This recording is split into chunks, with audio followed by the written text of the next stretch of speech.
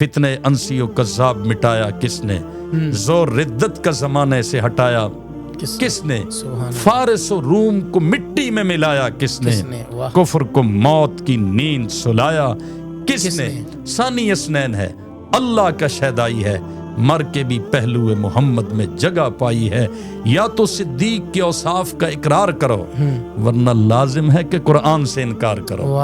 کہانیاں تمہاری، قصے تمہارے رہے اپنی جگہ پہ، صدیق اکبر کی عظمت کے لیے اللہ کا قرآن کافی ہے۔ حضرت صدیق اکبر کوئی محتاج ہے کسی گھسی پٹی کہانی کے، اور کوئی ان کے ایمان پہ دلیل مانگے گا اور ہم صفائیاں پیش کرتے رہیں گے؟ ہم تو خود کہیں گے جو ابو بکر کے ایمان پہ شک کرتا ہے پوری امت کے ایمان پہ شک کرتا ہے، کیونکہ ابو بکر اسلام کی گنتی کا نام ہے۔ اسلام کی گنتی کہاں سے شروع ہوئی؟ ابو بکر صدیق سے۔ جب ایک ہی ختم ہو جائے تو 10 بنتا ہے جی، 100 بنتا ہے جی۔ تو پہلی گنتی کا نام جہاں سے گنتی شروع ہو رہی ہے وہ ابو بکر صدیق ہے۔ آگے اقبال فرماتے ہیں کہ ہمت او کشت ملت راچو ابر، ہائے ہائے اس کا ترجمہ بندہ کن لفظوں سے کرے؟ فرمایا ابو بکر اس حوصلے کا نام ہے کہ جب اسلام کی کھیتی حضور کے بعد خشک ہونے لگی تو ابو بکر اس پہ بادل بن کے برسا ہے۔ سبحان اللہ، سبحان اللہ۔ یہ کھیتی لہلہا اٹھی، یہ تر و تازہ ہو گئی۔ ہمت او کشت ملت راچو ابر، ثانی اسلام و غار و بدر و قبر۔ اقبال ہے۔ مولانا پوڈکاسٹ، مولانا پوڈکاسٹ، مولانا پوڈکاسٹ۔ السلام علیکم ورحمۃ اللہ وبرکاتہ۔ احباب ذی وقار، آپ دیکھ رہے ہیں دین اور دنیا ایک ساتھ ود مولانا پوڈ کاسٹ۔ میں ہوں آپ کا ہوسٹ محمد ابو بکر۔ احباب ذی وقار، جیسا کہ یہ پورے کا پورا مہینہ جو ہے مدح صدیق اکبر بیان کیا جا رہا ہے، اور ہر وہ آدمی جس کے دل میں اسلام ہے، مسلمان ہے، ایمان ہے، رتی ور بھی ایمان ہے، وہ شان صدیق اکبر سے سرشار ہو رہا ہے۔ تو آئیے چلتے ہیں آج اس چھوٹی مجلس میں بڑوں کی بات کرتے ہیں۔ بڑے بھی وہ جن کو اللہ کا قرآن کہہ رہا ہے کہ الا تنصروہ فقد نصرہ اللہ اذ اخرجہ الذین کفروا ثانی اثنین اذ ہما فی الغار اذ یقول لصاحبہ لا تحزن ان اللہ معنا۔ یہ جملے اللہ کا قرآن کہہ رہا ہے۔ چلتے ہیں ان کی طرف، ان کی بات کرنے کے لیے جن کو قرآن نے کہا اولئک ھم الراشدون، جن کو قرآن نے اولئک ھم المفلحون کہا، جن کو قرآن نے رضی اللہ عنہم ورضوا عنہ کہا۔ اور گفتگو کرنے کے لیے میرے پاس بہت پیاری شخصیت موجود ہے، مفتی ظہیر احمد ظہیر صاحب۔ لے کے چلتا ہوں آپ کو ان کی طرف۔ السلام علیکم ورحمۃ اللہ وبرکاتہ۔ وعلیکم السلام ورحمۃ اللہ وبرکاتہ۔ مفتی صاحب کیا حال ہے، کیسے ہیں آپ؟ خیریت سے؟ بہت احسان ہے مفتی صاحب، ہم چھوٹے لوگ ہیں، بڑوں کی بات کرتے ہیں، اور کیوں نہ بڑوں کی بات کریں جب کہ مہینہ ہی وہ ہو جن میں ان کا وصال ہے۔ تو میں نے قرآن پاک کی ایک آیت پڑھی ہے، تو کیوں نہ اسی کے اوپر بات کر لیں۔ سب سے پہلے بتائیں نا کہ ثانی اثنین اذ ہما فی الغار، اس کے اوپر تھوڑی سی گفتگو اور آپ کی توجہ، اور ناظرین آپ کی بھی توجہ مجھے مطلوب ہے۔ اور یہ پوڈ کاسٹ بڑی آپ کے دلوں کو جو ہے نا وہ گھرما دینے والی پوڈ کاسٹ ہونے والی ہے۔ جی بسم اللہ الرحمن الرحیم۔ الا تنصروہ فقد نصرہ اللہ اذ اخرجہ الذین کفروا ثانی اثنین اذ ہما فی الغار اذ یقول لصاحبہ لا تحزن ان اللہ معنا۔ یہ معنی کا ایک سمندر ہے یہ آیت کریمہ۔ بالکل، سبحان اللہ۔ پیغمبر تو نہ تھا لیکن پیغمبر جیسا لگتا تھا۔ واہ وہ واہ، دریا تھا مگر گہرے سمندر جیسا کیا لگتا بات تھا۔ ہے، کیا بات ہے، اللہ رب العالمین نے اس آیت کریمہ میں جو ثانی اثنین کا ٹائٹل دیا ہے نا، کیا بات ہے۔ یہ رب ہی دے سکتا ہے، اور رب کے کلام ہی کا یہ حصہ ہو سکتا ہے، اور صدیق اکبر ہی کا مقدر ہو سکتا ہے۔ کیا بات ہے۔ ثانی اثنین، پہلے دو کہا کہ یہ جوڑی ہے خاص، پھر دو میں سے دوسرا۔ تو جب بڑا اور چھوٹا ساتھ ہونا تو دوسرا جب کہا جائے تو اس سے مراد چھوٹا ہی ہوتا ہے۔ چھوٹا ہی ہوتا ہے۔ یہاں بعض لوگوں نے اس کے معنی میں تبدیلی کی کوشش کی لیکن ہو نہیں سکتا۔ ثانی اثنین میں یہ دو میں سے دوسرا پھر ابو بکر ہی مراد ہے۔ کیا بات ہے۔ آگے اذ یقول لصاحبہ، جب کہا انہوں نے اپنے صاحب سے، اپنے صاحب بھئی کوئی دوست بنایا اپنی مرضی سے، کسی کے مشورے سے، ابو بکر تو وہ ہے جس کو محمد کا دوست رب بنا رہا ہے اور رب ان کے منہ سے یہ جو بات ادا ہوئی اس کو یوں ہی کہہ رہا ہے کہ وہ اپنے دوست سے جب کہہ رہے تھے، اس کا مطلب ہے اللہ کو یہ دوستی پسند ہے، اللہ نے یہ دوست چن کر دیا ہے، اس کی دوستی پہ مور خدا کی لگی ہے۔ صحابی، یہ جو صاحب کہا جاتا ہے، مفتی صاحب، مولانا صاحب، میں کہتا ہوں یہ در صدیق سے سب کو صاحب ملا ہے، کیا بات، سب کو یہ مصاحبت کا، وہ کہا نا غالب نے کہ بنا ہے شاہ کا مصاحب پھرتا ہے اتراتا، وگرنہ شہر میں غالب کی آبرو کیا ہے۔ یہ جو مصاحبت نکلا ہے لفظ، یہ در صدیق سے نکلا ہے، اور یہ پروردگار نے صدیق اکبر کو جو ٹائٹل عطا کیا۔ آگے دیکھیں نا، لا تحزن ان اللہ معنا، کیا بات، ابو بکر غم مت کیجئے۔ جو اپنی فکر ہوتی ہے اسے خوف کہا جاتا ہے، جو دوسرے کی فکر ہوتی ہے اسے غم کہا جاتا ہے۔ یہ پھر مہر تصدیق ثبت ہو گئی کہ ابو بکر کو اس وقت فکر مصطفیٰ ہے۔ دوست تو پھر حضور کا دوست تو پھر معمولی تو نہیں ہوگا نا۔ اچھا، پھر آگے ان اللہ معنا، بڑا آدمی بیٹھا ہو نا، چوکیدار اس کی حفاظت پہ معمور ہو، تو کہتا ہے چھوڑ یار میرے پاس پستول ہے، میں بھی کر لوں گا، تو اپنا کام کر، میں اپنا کام کرتا ہوں۔ کبھی وہ دونوں کو ملا کر اکٹھا نہیں کہے گا ہم مارے گئے، ہم یہ ہو گئے، فاصلہ رکھتا ہے بڑا اور چھوٹا۔ آقا کیا فرما رہے ہیں، اللہ کی کس بات کو نقل فرما رہے ہیں، ان اللہ معنا۔ حضور نے یہ نہیں کہا ابو بکر اللہ میرے ساتھ ہے یا میرے اور تیرے ساتھ ہے، نا، اللہ ہم دونوں کی جوڑی کے ساتھ ہے۔ ان اللہ معنا، اللہ فرماتے ہیں پھر اللہ نے سکینہ نازل کی ہے۔ یہ ثانی اثنین کا ٹائٹل ایسا ہے قرآن سے واضح لفظوں سے جو ثابت ہوتا ہے، کسی قسم کا اختلاف ہی نہیں رہتا۔ ابو بکر بلا مقابلہ جیسے ثانی اثنین ہے، ایسے ہی بلا مقابلہ جانشین پیغمبر بھی ہے، ایسے بلا مقابلہ ابو بکر صدیق قائد الصحابہ بھی ہیں، امام الصحابہ بھی ہیں، افضل البشر بعد الانبیاء بھی ہیں۔ اور مزے کی بات، یہی وہ ثانی اثنین کا ٹائٹل ہے۔ حضرت علی المرتضیٰ نے جب حضرت صدیق اکبر کی بیعت کی تو اس بات کو مد نظر رکھا، آج ہمیں پتہ ہے کہ ثانی اثنین کا مطلب کیا ہو سکتا ہے، تو حضرت سیدنا علی المرتضیٰ کو نہیں پتہ ہوگا۔ دوسرے دن حضرت صدیق اکبر کی جب مسجد نبوی میں بیعت ہو رہی ہے، اس وقت حضرت سیدنا فاروق اعظم کھڑے ہوئے اور فرمایا لوگو سنو، یہی وہ ہستی ہیں جن کو اللہ نے غار میں بہت پہلے ثانی اثنین کہہ دیا تھا۔ کیا بات، حضور کے بعد ہر جگہ پہ دوسرے یہی ہیں، جب حضور کے دوسرے یہ ہیں تو ہمارے پہلے یہ ہیں، بے شک حضور کے دوسرے ہیں تو ہمارے پہلے یہ ہیں، لہٰذا اٹھو قوموا فبایعوا، ابو بکر صدیق کی بیعت کرو۔ کوئی پیچھے رہ سکتا تھا جو قرآن سے محبت کرنے والا ہو، قرآن کو سمجھنے والا ہو؟ ثانی اثنین کا ٹائٹل عجیب ہے۔ اور آپ کی وساطت سے میں ایک پرانی یادداشت، ہمارے بزرگ امام پاکستان حضرت مولانا سید احمد شاہ صاحب چکیروی، ان کی اس کتاب سے مجھے بہت زیادہ پیار ہے۔ ثانی اثنین کتاب کا نام ہی انہوں نے رکھا ثانی اثنین۔ امام پاکستان حضرت مولانا احمد شاہ صاحب بخاری رحمۃ اللہ تعالی علیہ نے یہ عجیب در صدیقی پہ نذرانہ عقیدت انہوں نے پیش کیا ہے۔ اس کو انسان پڑھتا جائے کہتا ہے کاش سونے کا پانی اور اس کے ساتھ اس کو لکھا جائے۔ لقب ہی ایسا ہے، ٹائٹل ہی ایسا ہے، رب نے جو حضرت صدیق اکبر کو عنوان بخشا ہے ثانی اثنین، سبحان اللہ۔ پھر اس میں صحابیت بھی آ گئی، اس میں معیت بھی آ گئی، اس میں حضور صلی اللہ علیہ وسلم کا قرب بھی آ گیا، اس آیت میں محبت بھی آ گئی۔ اس کو آیت الغار کہا جاتا ہے، سبحان اللہ، سبحان اللہ۔ اچھا مجھ سے مجھے یہ بتائیے کہ جیسا کہ آپ نے ذکر کیا حضور سے حضرت صدیق اکبر کا، ہم پہلے پوڈ کاسٹ کے اندر ذکر کر چکے ہیں کہ سسر اور داماد کا رشتہ ہے آپس میں، تو مجھے یہ بتائیے کہ اہل بیت سے سیدنا صدیق اکبر رضی اللہ تعالیٰ عنہ کا کیا رشتہ ہے؟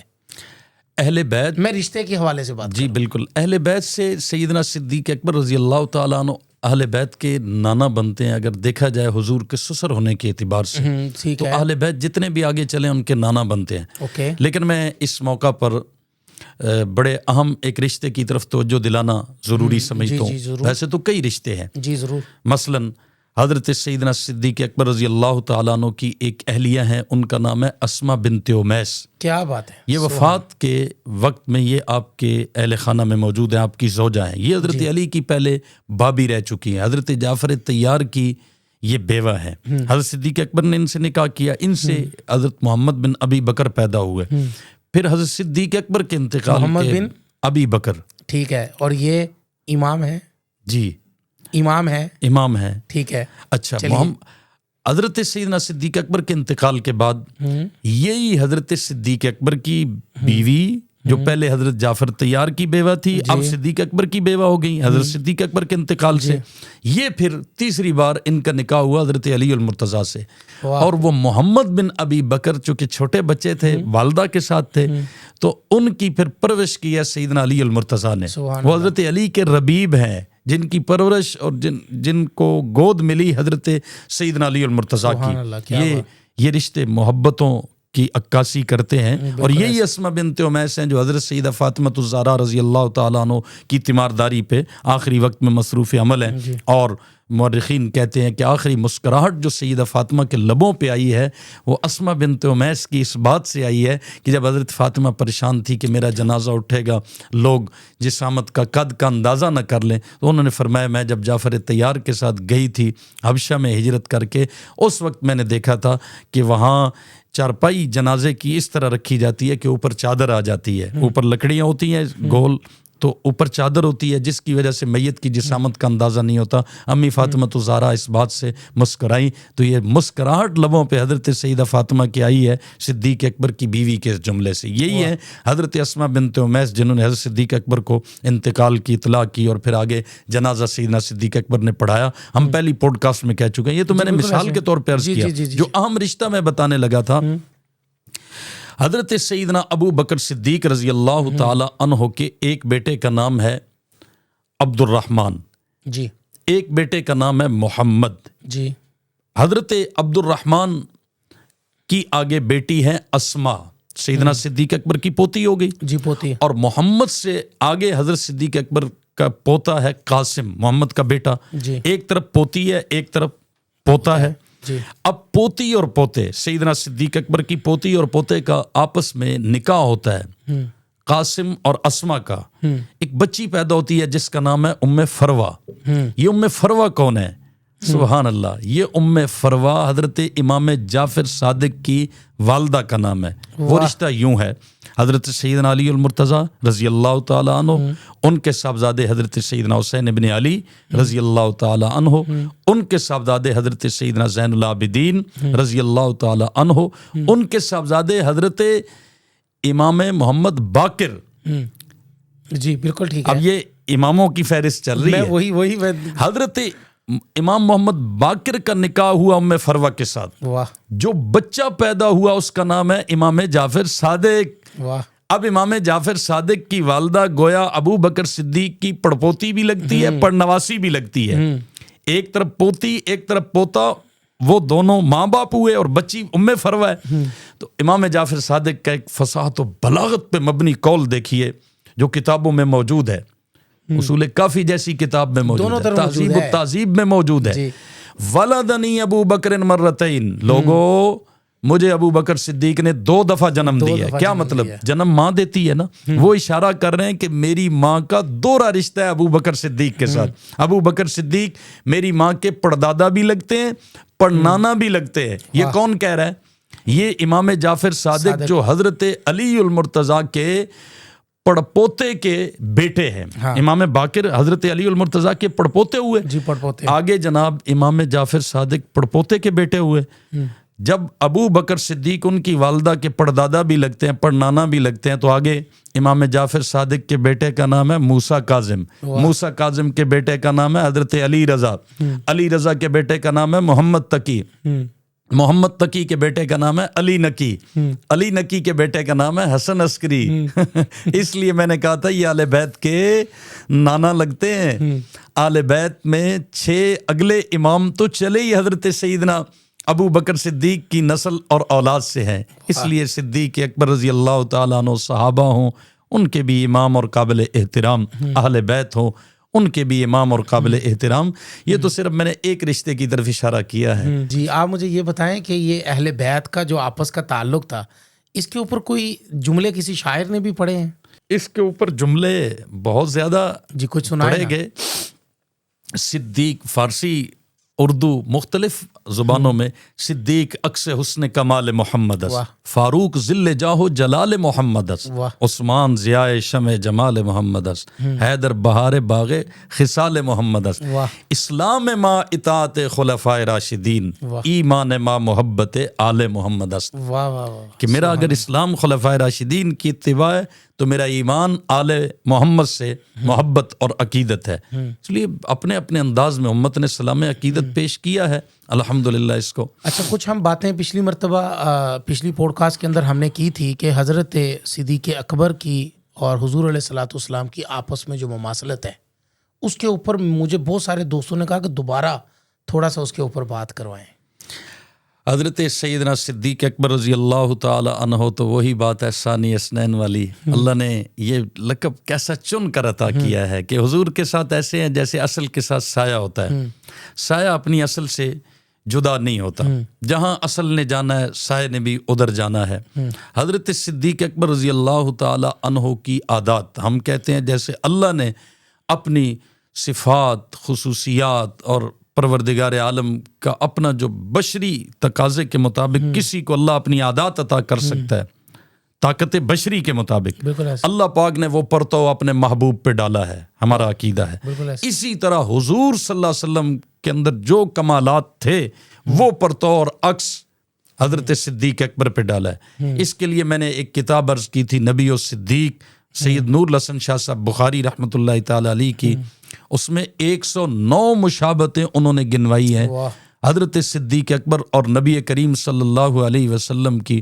اس میں عمر کی مشابہت ہے، اس میں عادات کی مشابہت ہے، اس میں مزاج کی مشابہت ہے، اس میں ڈٹ جانے کی مشابہت ہے، اس میں حضرت سیدنا صدیق اکبر اور حضور کی جو آپس میں مماثلت پائی جاتی ہے وہ یہاں تک پائی جاتی ہے کہ سیدنا صدیق اکبر رضی اللہ تعالی عنہ کے نواسے حضور کے نواسے کی طرح شہید ہوئے ہیں۔ پھر عمر مبارکہ آپ کی بالکل سیم حضور جتنی ہے، 2 سال 3 مہینے کا فرق تھا۔ اگر آپ مجھے اجازت دیں تو ایک مماثلت جو ہے نا وہ میں ذکر کروں۔ جی بالکل۔ وہ میں نے کہیں پہ پڑھی، مطالعہ کر رہا تھا تو وہاں پر یہ بات گزری کہ حدیث میں آتا ہے کہ اللہ نے انسان کا خمیر جہاں سے اٹھایا ہے اس نے وہیں پہ لوٹ جانا ہے۔ پھر اس نے ساتھ ہی حدیث پیش کی گئی وہاں پر کہ نبی پاک صلی اللہ علیہ وسلم کا جب خمیر اٹھایا جا رہا تھا تو یہ ٹکڑا جنت کا حصہ بنایا۔ شاید اسی لیے آقا مدنی کریم صلی اللہ علیہ وسلم نے اپنے ممبر سے لے کر اپنے روزے کے تمام حصے کو جنت کا حصہ قرار دیا اور اپنے ممبر کو حوض کے اوپر کے ساتھ تشبیہ دی، ممبری الحوضی۔ اچھا، اب وہ کہتے ہیں کہ حضور صلی اللہ علیہ وسلم کا یہاں سے خمیر اٹھایا گیا اور اللہ نے آپ کا خمیر اٹھا کر آپ کی جو ہے وہ پوری اللہ پاک نے نظام کیا، اب آپ کو وہیں پہ لٹایا گیا۔ تو انہوں نے کہا یہ مماثلت دیکھیں کہ صدیق کا خمیر بھی اسی جنت کے حصے سے اٹھایا گیا ہے، صدیق بھی اسی جنت میں محبوب کے ساتھ لیٹے ہوئے ہیں۔ سبحان اللہ، کیوں نہ جی، کیوں نہیں، بالکل جہاں سے خمیر اٹھتا ہے، بدن پاک کے مصطفیٰ جس مٹی سے بنا ہے اسی مٹی سے صدیق و عمر کا خمیر بنا ہے۔ منہا خلقناکم وفیہا نعیدکم ومنہا نخرجکم تارۃ اخری۔ بالکل ایسا۔ آپ سیدنا صدیق اکبر کے اگر انتقال اور رحلت پہ غور فرمائیں نا تو عجیب شان ہے کہ سیدنا صدیق اکبر کی یہ وصیت حضرت علی المرتضیٰ کو ہے، خصائص الکبریٰ میں بھی موجود ہے، تاریخ دمشق میں بھی موجود ہے۔ حضرت علی کو آخری وقت میں پاس بلایا اور فرمایا علی بھائی مجھے جب کفن مل چکے، غسل ہو چکے تو پھر روضہ اقدس کے باہر رکھ دینا، پہلے سلام پیش کرنا، صلاۃ و سلام السلام علیکہ یا رسول اللہ، سلام پیش کر کے پھر کہنا آپ کا یار ابو بکر ہم لے آئے۔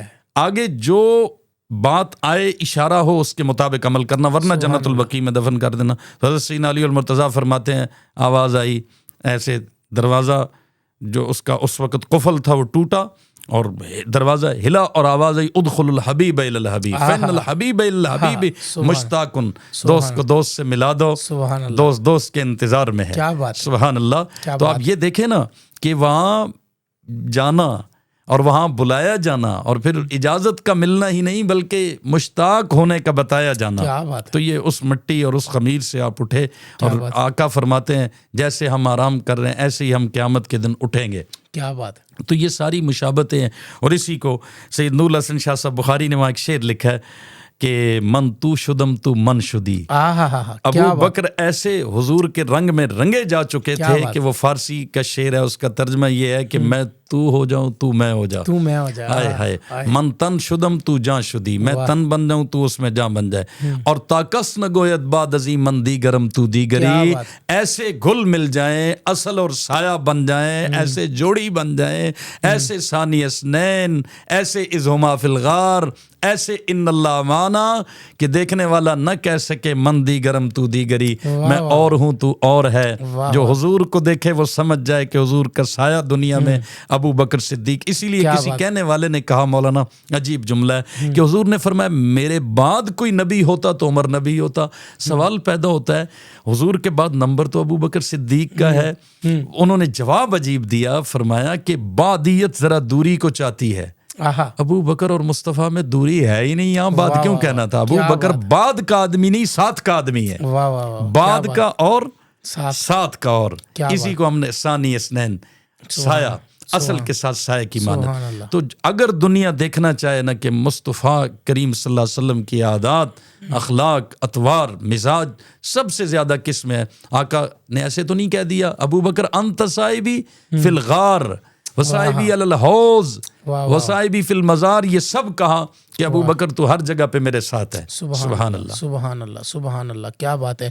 مفتی صاحب مجھے یہ بتائیے گا کہ حضرت صدیق اکبر رضی اللہ تعالیٰ عنہ, آپ صلی اللہ علیہ وسلم کے بعد آپ کے جو چیدہ جو بڑے بڑے کارنامے تھے, جن میں ایک بڑا کارنامہ قرآن پاک کا تھا اور منکرین زکوٰۃ کے خلاف آپ کا تلوار اٹھانا تھا, اس کے علاوہ اور کون کون سے بڑے کارنامے تھے جو تھوڑے سے عرصے کے اندر آپ نے بہت بڑے کارنامے انجام دیے؟ حضرت سیدنا صدیق اکبر رضی اللہ تعالی عنہ نے حضور کی رحلت پہ کچھ ایسے فیصلے کیے ہیں نا, جب آیت پڑھی وما محمد الا رسول قد خلت من قبلہ الرسل, صحابہ کہتے ہیں ہمیں یوں لگا یہ آیت اب اتر رہی ہے. یہ حضرت صدیق اکبر نے حضور صلی اللہ علیہ وسلم کی رحلت کے وقت جو حالات کی نبض پہ ہاتھ رکھی ہے نا, جب حضرت سیدنا عمر فاروق جیسا آدمی یہ کہہ رہا ہے کہ جس نے کہا حضور دنیا سے رخصت ہو گیا اس کی میں گردن اڑا دوں گا, صدیق اکبر نے یہ آیت سورہ آل عمران کی پڑھ کے ایسے سمام باندھ دیا, ایسا حوصلہ ملا صحابہ کو کہ حضور کا مشن تو موجود ہے نا, آپ دنیا سے چلے گئے, آپ ہمیں ایک مشن کے لیے دنیا میں چھوڑ کے گئے ہیں. پھر جب ثقیفہ بنی ساعدہ میں حضرت صدیق اکبر نے جو آیات پڑھی, تفصیل کا وقت نہیں, میں صرف اتنا کہوں گا اپنے ناظرین سامعین سے, خدا را صحابہ کو قرآن سے سمجھیں. سورۃ الحشر کی یہ 2 آیتیں ابھی میں نے جمعہ میں بیان کی, للفقراء المہاجرین الذین اخرجوا من دیارہم واموالہم, یہ آیت پڑھ کے حضرت صدیق اکبر نے کہا مہاجرین یہ تمہاری شان ہے. اس کے آخر میں اللہ کہہ رہے ہیں اولئک هم الصادقون. اگلی آیت والذین تبوؤا الدار والایمان من قبلہم, کہا یہ کس کی شان ہے؟ سب نے کہا جی انصار کی. فرمایا اس کے آخر میں اللہ کیا کہہ رہے ہیں اولئک هم المفلحون. اچھا جب سب خاموش ہیں کہ اب صدیق اکبر کیا کہتے ہیں؟ فرمایا اللہ مہاجرین کو اولئک هم الصادقون کہہ رہا ہے اور انصار کو کیا کہہ رہا ہے؟ مفلحون. اور دوسری جگہ پہ وہی رب قرآن میں کہہ رہا ہے یا ایھا الذین آمنوا اتقوا اللہ وکونوا مع الصادقین, اے ایمان والو اللہ سے ڈرو اور سچوں کے ساتھ ہو جاؤ. مہاجرین کو اللہ کہہ رہا ہے سچے, اور دوسری جگہ پہ اللہ کہہ رہا ہے سچوں کے ساتھ ہو جاؤ, یوں نہیں کہا سچوں کو اپنے ساتھ کرو. یہ آیت پڑھتے ہی فرمایا بھائی بات سنو, امیر مہاجرین میں سے ہوگا, وزیر انصار میں سے ہوں گے. واہ واہ واہ, سبحان اللہ. کیونکہ بڑا چھوٹے کے ساتھ ہوتا ہے یا چھوٹا بڑے کے ساتھ ہوتا ہے؟ چھوٹا بڑے. انصار خدا تمہیں اور بعد میں آنے والے سب کو کہہ رہا ہے کہ کس کے ساتھ ہو جاؤ؟ مہاجرین کے ساتھ. تو میں ایک جملہ عرض کر دیتا ہوں آپ کی وساطت سے, خلفائے راشدین کی خلافت راشدہ کا یہ 30 سالہ جو دور ہے, حضرت سیدنا ابو بکر صدیق سے حضرت علی المرتضیٰ تک, یہ خلافت کا تاج جو خلفائے راشدین مہاجرین کے سر پہ رہا, وہ اس ایک جملے کی برکت ہے جو سیدنا صدیق اکبر نے ثقیفہ بنی ساعدہ میں کہا ہے کہ امیر مہاجرین میں سے ہوگا. یہ آپ نے پوچھا تو میں اس ضمن میں عرض کر رہا ہوں کہ حضرت صدیق اکبر کا ایک ایک کارنامہ ایسا ہے جس پہ پوری کتاب لکھی جا سکتی ہے کہ حضرت صدیق اکبر نے اس وقت حالات کو کنٹرول کیسے کیا. منصب مصطفیٰ کو بھی سنبھالا, ختم نبوت حضور کا منصب ہے, ختم نبوت کی پہلی جنگ کے اس قائد کا نام سیدنا صدیق اکبر، اور کس حوصلے سے کھڑے ہیں، کوئی کمپرومائز کی؟ کوئی compromise۔ صدیق اکبر رضی اللہ تعالیٰ عنہ کا مزاج یہ ہے، نہ بڑے کسی فتنے کو برداشت کیا جائے، نہ کسی چھوٹے فتنے کو برداشت کیا جائے، اور کسی ایک فتنے کو ختم کرنے کے لیے دوسرے فتنے کا سہارا بھی نہ لیا جائے۔ سہارا اور مدد اپنے رب کی، منصب مصطفیٰ کا تحفظ بھی کیا، کتاب مصطفیٰ کا تحفظ بھی کیا جمع القرآن کی صورت میں، اور پھر جماعت مصطفیٰ کا تحفظ، جماعت کو جوڑ کے رکھنا، یہ تدبر اور یہ بصیرت حضرت سیدنا صدیق اکبر کی 3 چیزیں ہو گئی۔ پھر نظام مصطفیٰ کا تحفظ، زکوٰۃ نظام کا حصہ ہے، بالکل ایسے بھئی آمدنی نہ ہو نظام چل سکتا ہے، امیر غریبوں کو نہ دے رہے ہوں اور جو اللہ نے ان پہ لازم کر رکھا ہے وہ نہ حصہ نکالیں۔ زکوٰۃ کے منکرین کے خلاف حضرت صدیق اکبر نے بغیر کسی سمجھوتے، بغیر کسی لچک کے بر وقت میدان میں اتر کے بتایا کہ یہ جانشین مصطفیٰ ہے۔ سیدنا صدیق اکبر کے کارنامے تو ایسے ہیں کہ دین کی یوں سمجھیں کہ بنیاد ہے، اور لکھا ہے محدثین نے، کام و مقام الانبیاء، حضور کے بعد ابو بکر جس مقام پہ کھڑے ہو کے فیصلے کر رہے تھے، سمجھ آ گئی کہ خاتم النبیین کا جانشین ایسے ہی ہونا چاہیے، یہ نبیوں کا مقام تھا۔ اور میں ایک جملہ کہہ دوں، پہلے نبیوں کی تصدیق بعد میں آنے والا کوئی نبی کرتا تھا، ابو بکر مصدق پیغمبر ہے کہ جس نے عام نبی نہیں، خاتم الانبیاء کی تصدیق کی۔ اس رب نے اس شخص کو کیا حوصلہ دیا ہوگا، کیا اس کو بصیرت دی ہوگی، کیا رب نے اس کو کمالات نوازے ہوں گے۔ سبحان اللہ۔ دوستوں کی فرمائش پر کچھ منقبت ہو جائے۔ منقبت تو حضرت میں جنہوں نے لکھی ہے انہی کی پڑھتا ہوں، اور صحیح بندہ شعر پڑھ لے تو یہ بھی ایک خوبی ہوتی ہے بجائے یہ کہ خود لکھنے کے۔ ہمارے ایک مشہور شاعر ہیں انجم نیازی صاحب، اور سچ بات یہ ہے کہ ان کو شاعر صحابہ صحابیات کہا جائے۔ میرا دل چاہتا ہے کبھی موقع ملے، وہ رہتے پنڈی میں ہیں، انہوں نے حضرت صحابہ پہ ہزاروں صفحات کے دیوان لکھ دیے ہیں، ایک صحابی پہ پورا دیوان ہے۔ تو بزرگ شاعر ہیں، اس لیے ہم ان کو پیار سے محبت سے پڑھتے ہیں۔ تو چلو آپ کی وساطت سے وہ حضرت سیدنا صدیق اکبر کو سلام عقیدت کیسے پیش کرتے ہیں۔ فرمایا پیغمبر تو نہ تھا لیکن پیغمبر جیسا لگتا تھا، وہ دریا تھا مگر گہرے سمندر جیسا لگتا تھا، ترستے ہیں فرشتے جس کو چھونے کے لیے کتنے، وہ اس مسجد کے محراب اور ممبر جیسا لگتا تھا، ہمالہ کی طرح جم کر کھڑا تھا پوری قوت سے، اکیلا ہو کے بھی وہ ایک لشکر جیسا لگتا تھا، رخ موڑ دیے ناز کیا ہے کہ بدلا ہے زمانے نے تجھے، مرد وہ ہیں جو حالات بدل دیتے ہیں۔ صدیقی مزاج یہ نہیں کہ ہوا کے رخ پہ چلو، نہ ہوا کے رخ موڑو، طوفانوں کے رخ موڑو۔ فرماتے ہیں وہ چلتا تھا تو ہر ایک شے مہک اٹھتی تھی میلوں تک، وہ انسان تھا مگر خوشبو کے پیکر جیسا لگتا تھا، سبحان اللہ۔ درے انصاف پر لکھا ہوا ہر ایک لفظ اس کا خدا کے سامنے جھکتے ہوئے سر جیسا لگتا تھا۔ اور آگے فرماتے ہیں قدم رکھتا تھا مضبوطی سے تقلید رسالت میں، ہر ایک فرمان اس کا حج اکبر جیسا لگتا تھا، رسولوں کی طرح نور یقین تھا اس کی آنکھوں میں۔ تصور کریں نا ذرا، ہائے ہائے، رسولوں کی طرح نور یقین تھا اس کی آنکھوں میں، وہ غار سور میں بیٹھا پیغمبر جیسا لگتا تھا، نبی کا دور یاد آتا تھا اس کے دور میں اکثر، نبی کے بعد وہ کندھے مقرر جیسا لگتا تھا، بہت ہی روشنی تھی اس کے ظاہر اور باطن میں، کتاب نور کے حرف منور جیسا لگتا تھا، زمین سمٹی چلی جاتی تھی اس کی فوج کے آگے، ہر خدمت گزار اس کا سکندر جیسا لگتا تھا۔ یہ تو انہوں نے لکھا حضرت صدیق اکبر کا جو ایک حلیہ اور نقشہ کھینچا۔ آگے فرماتے ہیں ایک اور ان کی منقبت ہے بڑے خوبصورت پیرائے میں، وہ کہتے ہیں ابو بکر صدیق کس سطح کی شخصیت کا نام ہے؟ فرمایا تجھے لا کر دکھانا تھا بشر ایسے بھی ہوتے ہیں، کیا بات ہے، خدا کو یہ بتانا تھا بشر ایسے بھی ہوتے ہیں، ستاروں سے زیادہ خوبصورت نیکیاں دے کر، واہ، ستاروں سے زیادہ، اس روایت کی طرف اشارہ ہے، سبحان اللہ سبحان اللہ، ستاروں سے زیادہ خوبصورت نیکیاں دے کر یہی باور کرانا تھا بشر ایسے بھی ہوتے ہیں، اور پہاڑوں سے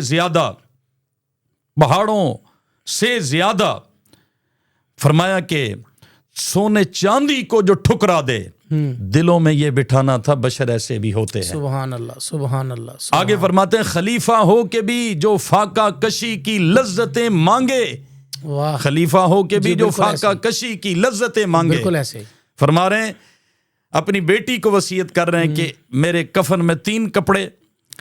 پہلے پوچھا آقا دو عالم صلی اللہ علیہ وسلم کا کفن کتنے کپڑوں پہ تھا؟ امی عائشہ صدیقہ نے فرمایا 3. تو فرمایا 1 یہ پرانی چادر اور 2 اور کپڑے شامل کر لینا. تو انہوں نے کہا جی ابا جی تیسری چادر بھی نہیں ہو سکتی ہے. فرمایا نہیں، نئے کی زندوں کو زیادہ ضرورت ہے. ابو بکر رب کے ہاں اسی انداز میں پیش ہونا چاہتا ہے. خلیفہ ہو کے بھی جو فاقہ کشی کی لذتیں مانگے، فرشتوں کو بتانا تھا بشر ایسے بھی ہوتے ہیں. یقین آتا نہ تھا جن کو بشر کی پاک بازی کا، سبق ان کو پڑھانا تھا بشر ایسے بھی ہوتے ہیں. اور سمندر سے زیادہ تجھ کو دل کی وسعتیں دے کر سمندر کو بتانا تھا بشر ایسے بھی ہوتے ہیں. سبحان اللہ، سبحان خدا نے یہ دکھانا تھا بشر ایسے بھی ہوتے ہیں. قدم رکھے زمین پر تو زمین ہلنے لگے ساری. یہ لوگوں کو بتانا تھا بشر ایسے بھی ہوتے ہیں. سبحان اللہ، بشر ہو کے آپ دیکھیں کہ پاک پیغمبر صلی اللہ علیہ وسلم کے جانشینی کے منصب کو سنبھالا ہے. اور پھر ایک کہنے والے نے کہا کہ فتنے انسی و کذاب مٹایا کس نے، زور ردت کا زمانے سے ہٹایا کس نے، فارس و روم کو مٹی میں ملایا کس نے، کفر کو موت کی نیند سلایا کس نے. ثانی اسنین ہے، اللہ کا شہدائی ہے، مر کے بھی پہلو محمد میں جگہ پائی ہے. یا تو صدیق کے اوصاف کا اقرار کرو ورنہ لازم ہے کہ قرآن سے انکار کرو. کہانیاں تمہاری، قصے تمہارے رہے اپنی جگہ پہ. صدیق اکبر کی عظمت کے لیے اللہ کا قرآن کافی ہے. ایک آیت کو پڑھیں سبحان اللہ کہ صدیق اکبر قرآن کی روشنی میں کیا ہے. ابھی تو میں نے اللہ تنصروا فقد نصرہ اللہ، ایک بات رہ نہ جائے مولانا، یہ آیت کریمہ سورۃ التوبہ کی. حضرت صدیق اکبر کو نبی کریم صلی اللہ علیہ وسلم نے 9 ہجری میں امیر الحج بنا کے بھیجا ہے. ادھر صدیق اکبر امیر الحج بن کے گئے، حضور خود 10 ہجری میں گئے. 9 ہجری میں حضرت صدیق اکبر کو امیر الحج بنا کے بھیجا. ادھر پیچھے مدینہ طیبہ میں سورۃ التوبہ نازل ہوئی. اچھا یہ آیت سورۃ توبہ کی ہے. بڑی مزے کی بات، یہ آیت کریمہ 40ویں نمبر پہ سورۃ التوبہ میں. حضور صلی اللہ علیہ وسلم کا انداز دیکھیں، پھر اللہ پاک کی حکمتیں دیکھیں. صدیق اکبر وہاں پہنچے ہوئے ہیں امیر الحج بن کے، سورۃ توبہ یہاں اتر رہی ہے. حضور صلی اللہ علیہ وسلم اس سورت کا مبلغ بنا کر مدینے سے حضرت علی کو روانہ کر دیتے ہیں. واہ واہ واہ، حضرت علی المرتضیٰ، یہ تحفہ الا تنصروا فقد نصرہ اللہ اذ اخرجہ الذین کفروا ثانی اثنین. اللہ نے یہ تحفہ حضور کو بھیجا، حضور نے یہ تحفہ حضرت علی المرتضیٰ کو دے کے بھیجا. علی جب حضرت علی المرتضیٰ پہنچے تو حضرت صدیق اکبر نے پوچھا امیر او مامور، علی امیر بن کے آؤ یا مامور؟ حضرت علی نے فرمایا میں مامور بن کے آؤں، امیر آپ ہی ہیں. تو پیش کیا کہ یہ آیات اتری ہیں. حضرت سیدنا ابو بکر صدیق نے کہا کہ اب تبلیغ بھی آپ ہی ان کی کرو، میری طرف سے آپ اس حج کے قافلے میں مبلغ ہو. حضرت ابو ہریرہ بھی مبلغ بنے اور بھی صحابہ چنے گئے. شان صدیق اکبر بزبان علی. سبحان اللہ، یہ اللہ کا قرآن حضرت سیدنا علی المرتضیٰ لے کر یہ آیات پہنچے ہیں سورۃ توبہ کی، جو حضرت صدیق اکبر کو 9 ہجری میں حج کے میدان میں ملی ہیں. سبحان اللہ. حضرت صدیق اکبر کوئی محتاج ہے کسی گھسی پٹی کہانی کے، اور کوئی ان کے ایمان پہ دلیل مانگے گا اور ہم صفائیاں پیش کرتے رہیں گے؟ ہم تو خود کہیں گے جو ابو بکر کے ایمان پہ شک کرتا ہے پوری امت کے ایمان پہ شک کرتا ہے، کیونکہ ابو بکر اسلام کی گنتی کا نام ہے. اسلام کی گنتی کہاں سے شروع ہوئی؟ ابو بکر صدیق سے. جب ایک ہی ختم ہو جائے تو 10 بنتا ہے جی، 100 بنتا ہے جی. تو پہلی گنتی کا نام جہاں سے گنتی شروع ہو رہی ہے وہ ابو بکر صدیق ہے. اور بندہ کوئی ایک چاول چیک کر لینا، دیگ میں سے کچا ہو، پہلا نوالا ٹیسٹ صحیح نہ دے تو بندہ، مجھے بتائیں اسلام مکمل بھی، محفوظ بھی، ساری دنیا کے لیے بھی، تو اس کی جو پہلی رب نے اینٹ رکھی ہے جس کا نام ابو بکر صدیق ہے وہ بڑا پختہ ہے. سبحان اللہ. دنیا کا کوئی اعتراض ہو الحمدللہ رب اس کا خود جواب دیتا ہے. ابو بکر صدیق پہ کسی طرح کا حملہ ہو اللہ پاک خود ہی اس کا تحفظ فرما لیتے ہیں، بندوبست کر دیتے ہیں. خیر میں وہ عرض کر رہا تھا کہ یا تو صدیق کے اوصاف کا اقرار کرو ورنہ لازم ہے کہ قرآن سے انکار کرو. اقبال بھی نہیں بھولنے چاہیے. اقبال فرماتے ہیں امن الناس بر مولائے ماں. یہ ایسا عجیب جملہ اقبال کہتا ہے وہ بندہ جس نے میرے محبوب پہ سب سے زیادہ احسان کیا. آمن الناس بر مولائے ماں، کلیم اول بر سینائے ماں. کہتے ہیں حضرت موسیٰ نے تو کوئی سینا پہ جا کے طور سینا پہ جا کے اللہ سے ملاقات کی. یہ وہ بندہ ہے جو میرے محبوب کا پہلا کلیم ہے, پہلا یار ہے. آگے اقبال فرماتے ہیں کہ ہمت او کشت ملت راچو ابر. ہائے ہائے, اس کا ترجمہ بندہ کن لفظوں سے کرے. فرمایا ابو بکر اس حوصلے کا نام ہے کہ جب اسلام کی کھیتی حضور کے بعد خشک ہونے لگی تو ابو بکر اس پہ بادل بن کے برسا ہے. سبحان اللہ, سبحان اللہ. یہ کھیتی لہلہا اٹھی, یہ تر و تازہ ہو گئی.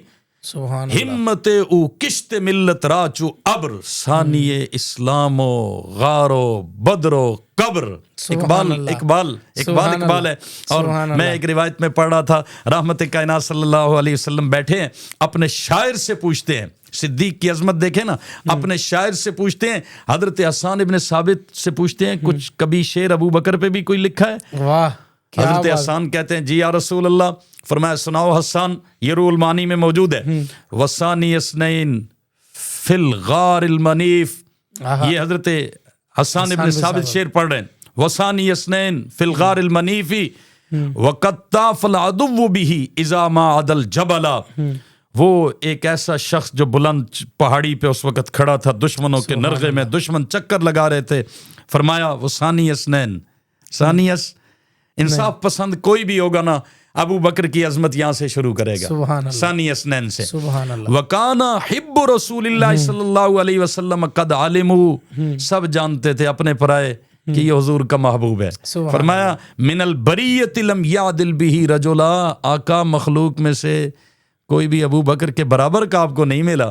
ابو بکر اس درجے کا تھا جسے آپ نے چنا, اور خدا نے یہ چن کر آپ کو اس مشکل وقت میں ساتھ دیا ہے. اور آپ کو پتا ہے مشکل وقت میں مولانا جو کام آئے دوست وہی ہوتا ہے. وہ ساغر صدیقی کہتا ہے بے فائدہ ہے زیست میں احباب کا ہجوم ساغر.